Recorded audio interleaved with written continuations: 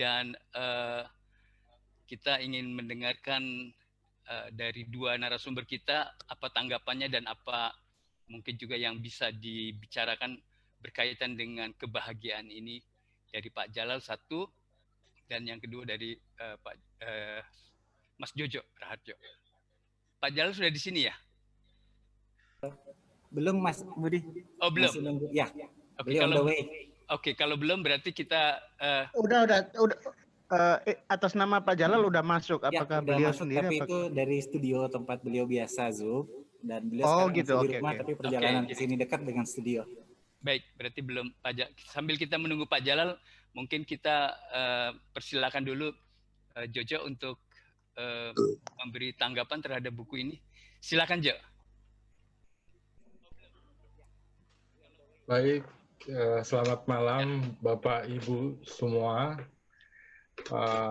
Karena Kang Jalal yang lebih senior sebenarnya, harusnya lebih 20 tapi masih belum siap barangkali ya. Jadi saya coba memberi tanggapan terhadap buku yang ditulis oleh ini JA ini ya. Ya, menurut saya buku ini patut kita beri apresiasi karena membuat panduan praktis ya tentang bagaimana memperoleh kebahagiaan dan spiritualitas ya. Buku semacam ini masih sangat sedikit sekali di Indonesia yang berdasarkan hasil riset neuroscience dan positive psychology ya. Bahkan buku psikologi positif sendiri juga termasuk sedikit di Indonesia ditulis yang dalam bahasa Indonesia ya. Padahal saya sendiri punya koleksi buku psikologi positif dan neuroscience ini mungkin hampir 1000. Kan kita hidup sekarang di zaman digital ya, jadi kita bisa dapat buku-buku PDF dengan cara yang lebih murah. Salah satunya tuh di pdf.com ya, jadi saya dapat buku itu banyak gitu. Nah, buku Denny ini meskipun dia sebuah panduan praktis, ini menurut saya ya, dia juga diperkaya dengan gambaran perjalanan peradaban manusia dengan spirituality-nya.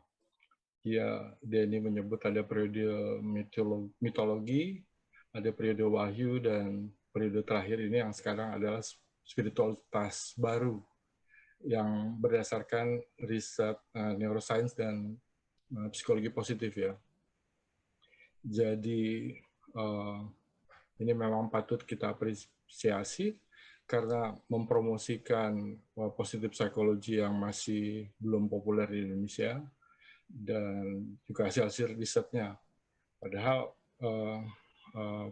berbagai hasil riset ini penting sekali untuk kehidupan kita sehari-hari dan untuk pada masa-masa sulit seperti dalam pandemi COVID-19 sekarang ya, atau pada masa normal nanti kalau kita ingin meloncat maju ya, karena dalam berbagai riset neuroscience dan positive psychology itu kita lihat ini bisa happiness bisa digunakan untuk membuat kita lebih cerdas dan lain-lainnya.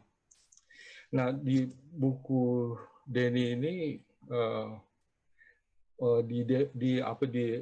diresensi oleh banyak orang ya. Happiness itu didefinisikan secara beragam. Demikian juga spirituality. Kalau kita googling juga, sebenarnya happiness dan spirituality juga didefinisikan secara beragam. University of Minnesota itu ada menyebutkan spirituality ternyata diperoleh dengan cara yang hampir sama dengan happiness. Jadi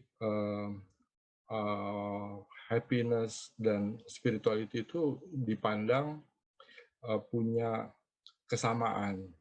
Ada lagi positivepsychology.com ya juga memiliki kajian bernama Science of Spirituality. Ini juga kajian yang tentu yang sangat scientific karena ya memang dia science gitu. begitu beragamnya definisi happiness dan spirituality itu. Namun neuroscience dan positive psychology sebenarnya memiliki definisi happiness yang berbeda atau lebih spesifik. Salah satu yang membuat definisi itu ada di buku di Happiness Advantage yang ditulis oleh Sonecker. Dia bilang bahwa happiness itu adalah sebuah kondisi di otak di mana otak berfungsi maksimal. Saat berfungsi maksimal, maka otak menjadi lebih cerdas, lebih kreatif, lebih inovatif, lebih punya solusi pada berbagai persoalan yang ada ya. Juga tahan stres, tahan depresi, juga membuat tubuh lebih sehat. Dan sebagai bonusnya, otak yang berfungsi maksimal ini juga ternyata lebih cenderung pada kebajikan. Itu yang saya temukan di buku Sonecker, Happiness Advantage itu ya. Jadi happiness itu memang sesuatu yang penting kan? Bagaimana mendefinisikannya. Nah, di dalam buku Denny itu disebutkan dalam S yang kedua. Kan Denny punya formula 3P2S itu ya. Yang 3P itu mengenai personal relationship. Ini formulanya akan mengenai bagaimana mendapatkan happiness ya. Jadi formula ini itu disebut personal. Sorry, saya ada telepon dari Elza. Mungkin Bung Anik bisa itu karena dia bilang tadi nggak bisa masuk, Bung Elza. Personal relationship itu bisa untuk membangun happiness. Kemudian yang nomor 2 P-nya adalah positivity. Saya baca di buku itu, saya perhatikan yang dimaksud positivity di dalam buku Denny ini adalah sebuah mindset, bagaimana melihat berbagai hal dari sisi positifnya. Nah, kemudian yang ketiga, passion. Passion ini satu kegiatan ya yang juga menghasilkan menghasilkan happiness ya pada saat kita melakukan suatu kegiatan yang kita hanyut di dalamnya. Tapi juga kita merasa ahli di situ atau bagus di situ gitu, di bidang itu gitu. Jadi ini juga menghasilkan happiness 3P yang dari Denny ini. Kemudian yang 2S itu ada satu small winning atau sense of progress ya. Small winning itu yang dimaksud itu adalah bahwa setiap kita mendapatkan pencapaian atau prestasi harus dirayakan karena itu akan menghasilkan happiness baru tambahan gitu. Kemudian yang S yang kedua itu spiritual blue diamond. Nah, spiritual blue diamond ini yang terdiri dari 3 unsur ya, 1 golden rule, 2 power of giving, 3 oneness. Itu saya kira sama dengan apa yang didefinisikan oleh neuroscience melalui satu buku tadi ya, yang saya sebut Happiness Advantage itu. Jadi cenderung pada kebajikan itu adalah sebuah golden rule kan, juga sebuah power of giving atau yang ketiga kesadaran tentang adanya oneness, bahwa kita merasa satu dengan yang lainnya atau satu dengan berbagai hal di sekitar kita gitu. Jadi apa yang disebut spiritual blue diamond dalam buku Denny itu memang juga sudah disebutkan, karena memang Denny nulis ini saya kira berdasarkan riset-riset neuroscience yang sama yang saya baca juga gitu. Nah, jika kita lihat negeri-negeri Skandinavia yang selalu berada di ranking teratas dalam World Happiness Report, bagi yang belum pernah dengar ini, report ini diterbitkan oleh PBB setiap tahun sejak tahun 2012. Yaitu dia mensurvei warga di tiap negara-negara di seluruh dunia tentang happiness-nya. Jadi ternyata Skandinavia, negeri-negeri ini ya, selalu berada di ranking teratas. Ya, jadi artinya disebut memiliki rasa kemanusiaan yang tinggi atau memiliki spiritual blue diamond yang disebut Denny yang tadi apa namanya golden rule, power of giving, dan kesadaran adanya oneness gitu. Lalu para ahli neuroscience dan psikologi positif membuat berbagai formula seperti yang dibuat Denny 3P2S ini. Jadi ada banyak, nggak cuma misalnya Martin Seligman yang bikin formula dengan nama PERMA. Barangkali yang sering baca psikologi positif tahu ini gitu ya. Ada berapa unsur di dalamnya yang kalau dilakukan kegiatan itu bisa menghasilkan menghasilkan happiness. Saya sering menyebut positif untuk mengganti kata happiness karena memang di dalam buku saya mengganti semua kata happiness dengan kata positivity. Itu juga disebutkan di beberapa buku yang ditulis oleh neuroscientist seperti Barbara Fredrickson atau Sean Ecker gitu ya. Karena tadi positivity lebih memiliki definisi yang spesifik dibanding happiness yang memiliki definisi beragam.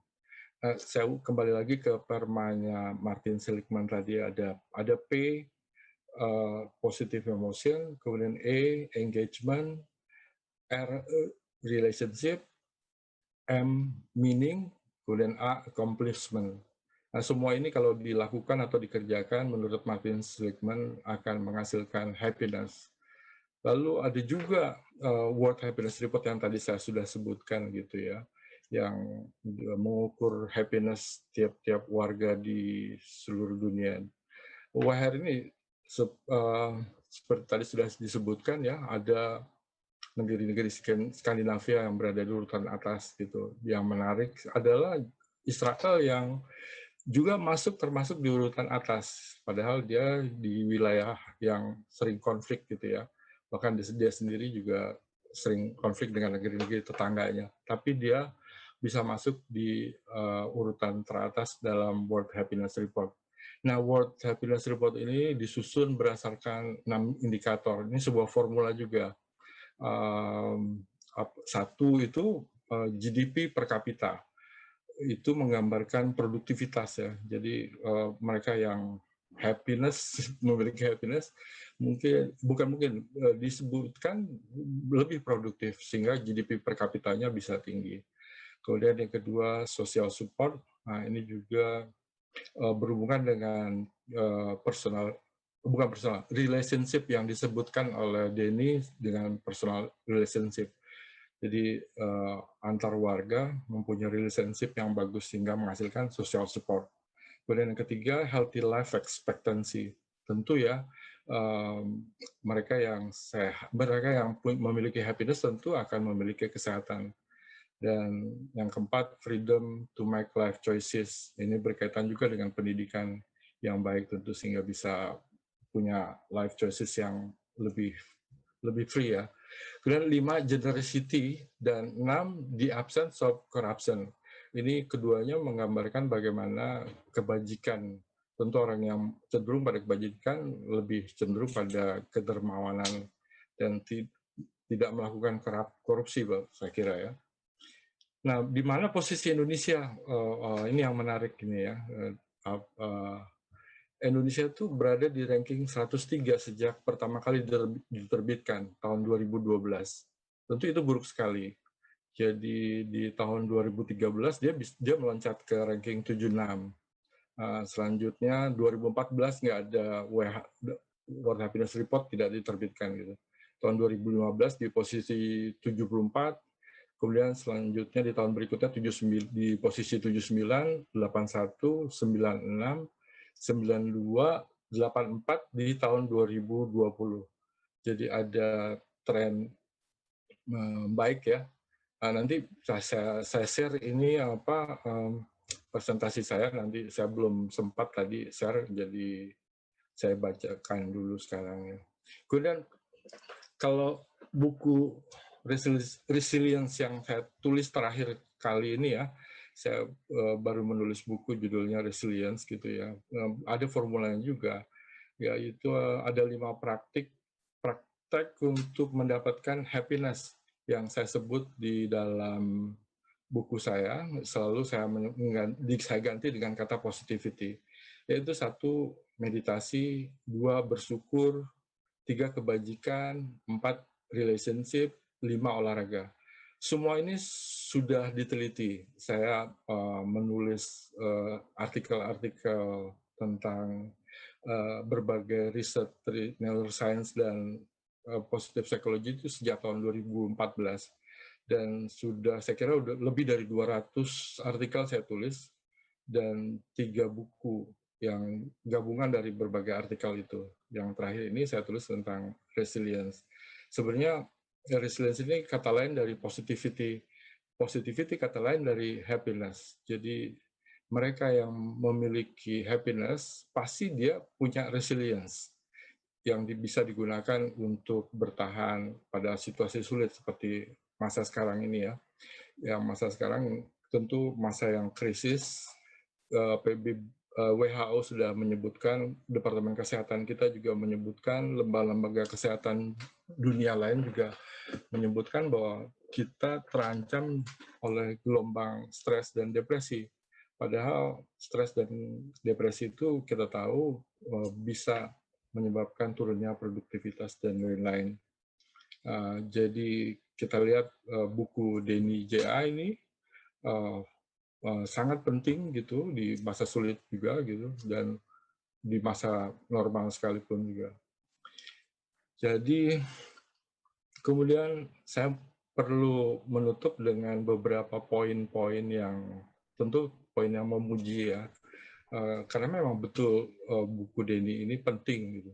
Ini yang pertama, karena mempromosikan, saya ulang lagi yang tadi sudah saya sebutkan di atas gitu ya, mempromosikan berbagai hasil riset neuroscience atau positive psychology. Kemudian Denny juga sekaligus mempromosikan neuroscience dan positive psychology yang bukunya belum terlalu banyak di Indonesia, mungkin karena belum terlalu populer.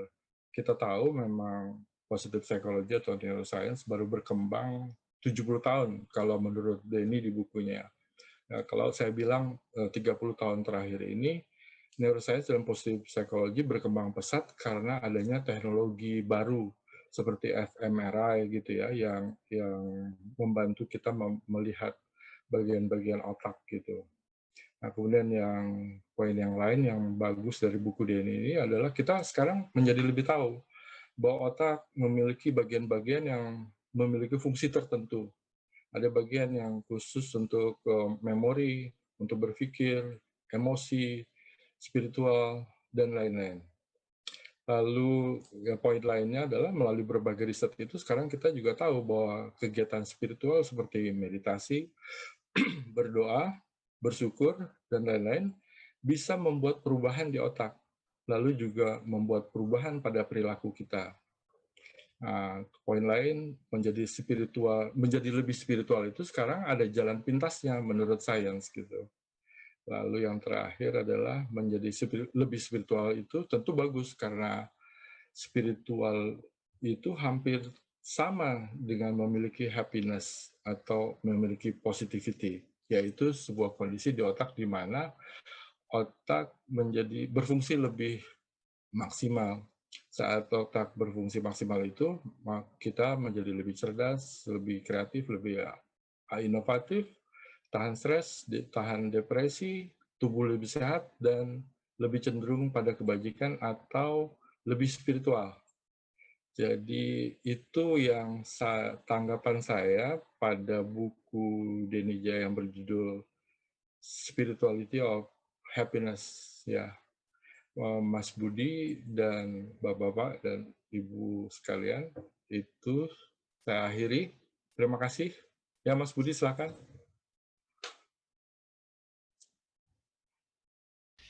Sorry, belum dimute. Terima kasih, Mas Jojo. Assalamualaikum, Pak Budi. Waalaikumsalam.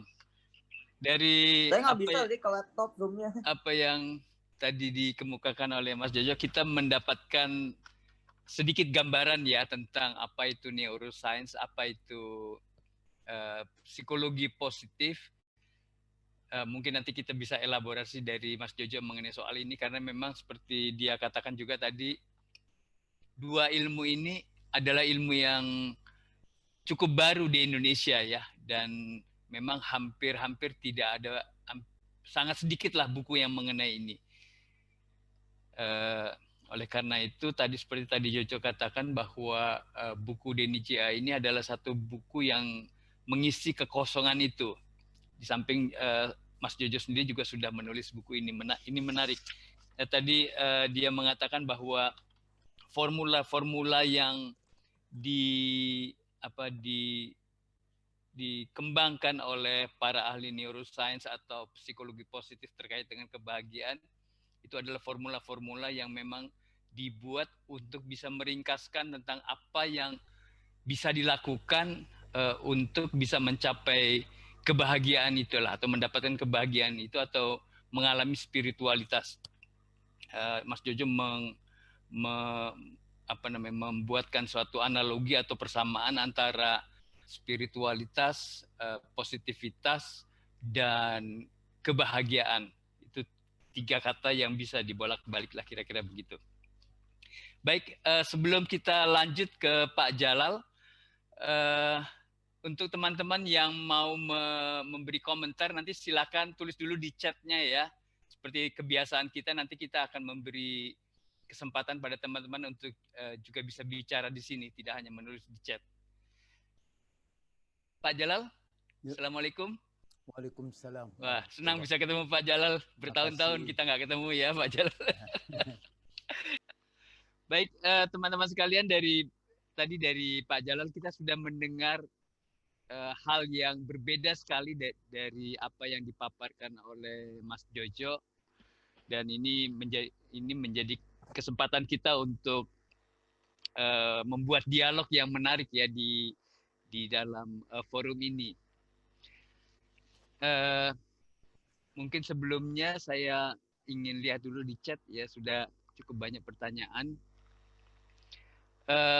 Saya akan memberi kesempatan dulu kepada Mas Jojo, barangkali mau menanggapi Pak Jalal sebagai seorang yang sangat antusias dengan neuroscience dan psikologi positif. Pandangan-pandangan Pak Jalal tadi kira-kira gimana itu? Biar forum diberi kesempatan lebih dahulu. Oh, gitu ya. Baik. Baik, teman-teman sekalian, karena waktu kita juga terbatas dan kita sudah mendekati pukul 21 ya. Mungkin sebagai penutup kita dengarkan komentar terakhir dari Pak Jalal dan Mas Jojo. Mungkin mulai dengan Mas Jojo dulu deh.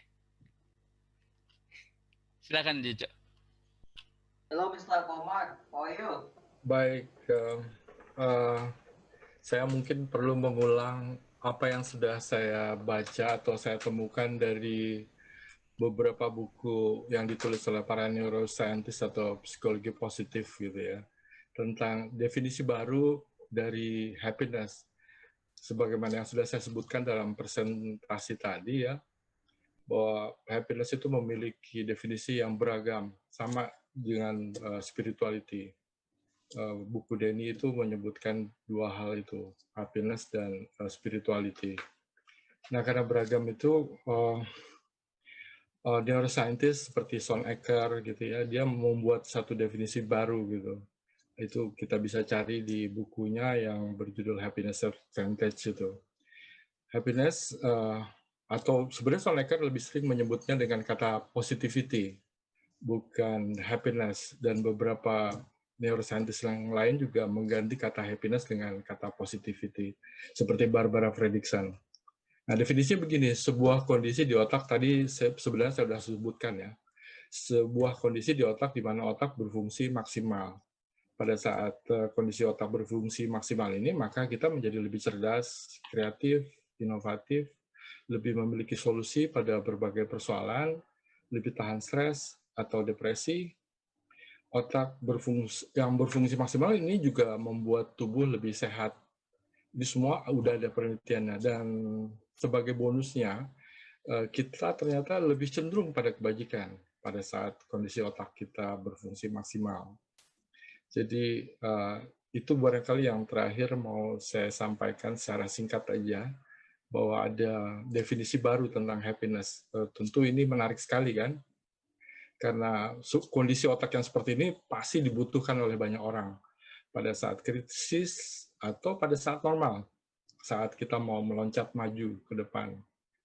Jadi demikian Mas Budi dan Bapak Ibu yang lain. Terima kasih gitu atas kesempatannya. Terima kasih Silakan, Mas Bu. Eja.